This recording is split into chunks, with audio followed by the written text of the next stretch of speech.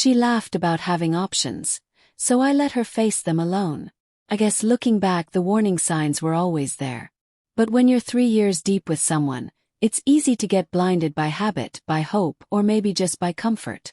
My name's Daniel, I'm 28, and this is the story of how my relationship ended. Not with shouting or cheating, but with a laugh. A laugh that changed everything. Her name was Brianna. She's 26, worked a sales job at a boutique that barely paid the bills, but you wouldn't know it from her spending habits. Designer clothes, weekend getaways, trendy restaurants. Her tastes were expensive, and guess who funded it all? Me. My career in cybersecurity paid well, and I thought I was investing in our future. But that Thursday night was the breaking point. We were arguing again, this time about her habit of making plans without even considering me. She just announced we were attending her cousin's destination wedding in Santorini. No discussion, no asking if I could take time off work, just we're going. You can't just assume I'll drop everything because you said so, I told her, frustrated. She laughed. Not nervously, not playfully, mockingly. Oh, please, Daniel, she said, rolling her eyes. Like you have anywhere better to be. That stung. Still I kept calm. It's not about where I'd be. It's about respect, I replied. That's when she tilted her head, smirked, and said it. Respect. What, you think you're my only option? Her voice was dripping with smugness, like she expected me to back down. But I didn't. Without skipping a beat, I looked her in the eye and said, definitely not. She didn't realize it, but in that moment I was already done. She grabbed her purse, still wearing that smug grin. I'm heading to Callie's place. Don't wait up, she said, walking out. As the door shut, it was like a switch flipped inside me. I wasn't mad, I was calm. It'd come. 'Cause it hit me. I'd been carrying this entire relationship on my back. Rent, bills, groceries, her phone plan, streaming services, even her gym membership. And now she had the nerve to mock me about options. Well, I decided to give her exactly what she wanted. Options. Step 1, cut the cord. That night I called my buddy Eric. Hey man, you still looking for a roommate? Yes. Bro. Absolutely. You serious? How soon can I move in? He laughed. This weekend work. Perfect. Step 2. Financial Independence Day. The next morning I logged into my accounts. First stop, her phone plan.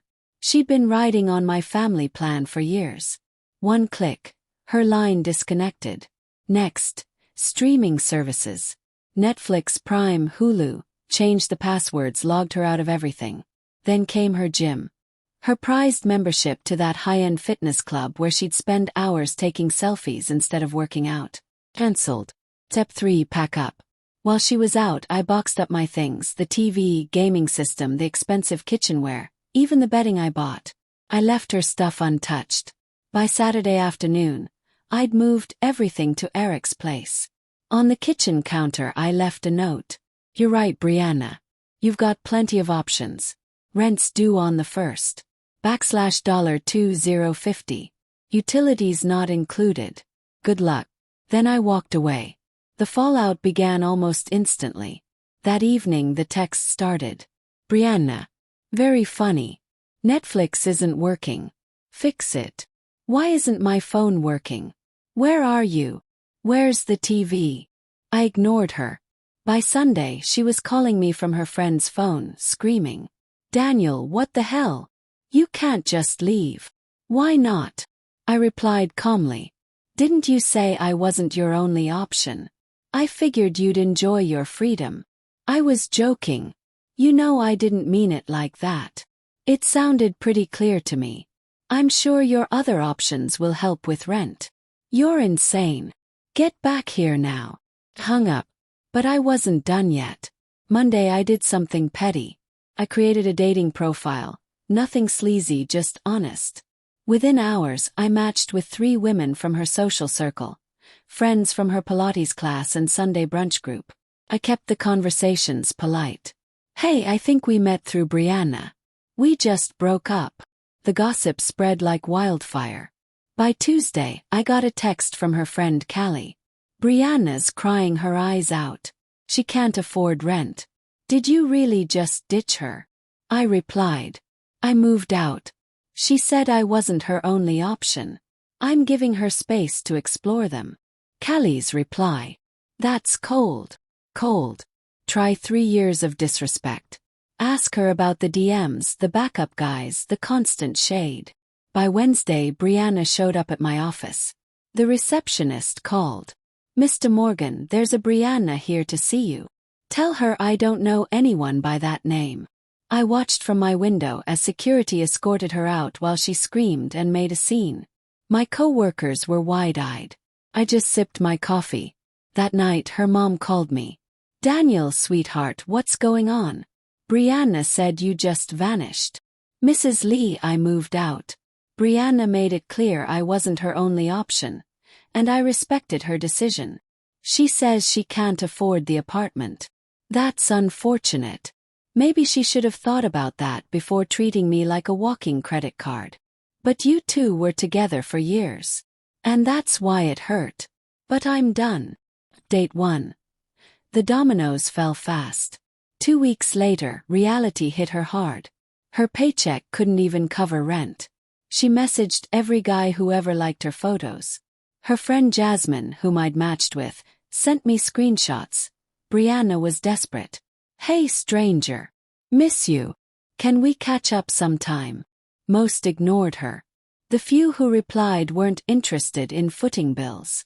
She tried social media sympathy. Crying selfies with captions like, when you trust the wrong person. And some people fear strong women. I didn't bite. Instead, I posted photos of me enjoying life. Dinners with coworkers, gym progress, peaceful nights at my new place. Then she tried breaking into my old apartment with her spare key. Problem was, I'd already told the landlord. Locks were changed. She got caught on camera kicking the door. Landlord called me. Want to press charges? Not yet. Just document it. The smear campaign kicked off next, claiming I'd financially abused her by cutting her off after controlling her. My response. A single post. Paying for everything for 3 years equals abuse. That's some creative math. Her friends attacked me. I blocked them all. But then karma delivered the knockout. Remember the destination wedding. She kept pretending we were still together to save face. The bride's cousin messaged me. Hi Daniel, checking if you and Brianna booked your flights yet. The couple's suite block closes soon. I replied. Hey, we broke up. She'll need another +1. Cue nuclear family drama. She got exposed for lying, humiliated right before the wedding she'd bragged about. Worse, she had to admit she was broke and alone. Day 2. The meltdown got worse. She got evicted a month later, moved back with her parents, started a GoFundMe. Help me recover from financial abuse. Seeking $10,000. Flopped hard. Most comments were brutal. Wait, so he paid for everything and you're the victim? She raised $68 from her mom. She even tried to sue me for unjust enrichment. Claimed I owed her because she'd cooked and cleaned. Reality, we ordered takeout. I paid for a cleaning service. Her lawyer must have laughed her out of their office. Then came the desperate texts. Daniel, I'm pregnant. Impossible. Haven't touched you in months. Silence. Next stalking. She sat outside my new place. Eric spotted her first. Bro, your crazy ex is lurking. We called the cops. She left, but not before keying my car. Caught on camera again. Filed charges. She got slapped with vandalism charges and court fees. Her TikTok rants about narcissistic exes backfired when people dug up her old posts bragging about having backup guys and calling me her walking ATM. Her online reputation. Destroyed. The kicker. I started dating Jasmine, the friend who'd sent me those screenshots. We kept it low-key until Brianna found out. You're dating her. Jasmine shut her down. Ex-friend. He deserves better. And he found it. Her social circle dumped her completely. Final update, peace. 3 months later, she was broke, jobless, with a criminal record, living in her hometown with some sketchy guy who believed in her potential. Her mom called to apologize for her behavior, admitting they'd enabled her for years. Too late. As for me, life's good. Still with Jasmine, going slow but steady. Got promoted at work. Lost weight, healthier than ever. No more drama, no more disrespect. Eric and I turned our place into a bachelor's paradise. Gaming, sports, no nonsense. I look back at those 3 years sometimes and think of the money, energy, and patience wasted. But then I remember, when someone laughs in your face about having options, laugh back by becoming your own best option. She thought her options would save her. She learned the hard way. Options mean nothing if you've burned every bridge. I didn't ruin her life. I just stopped funding it. She ruined it all by herself.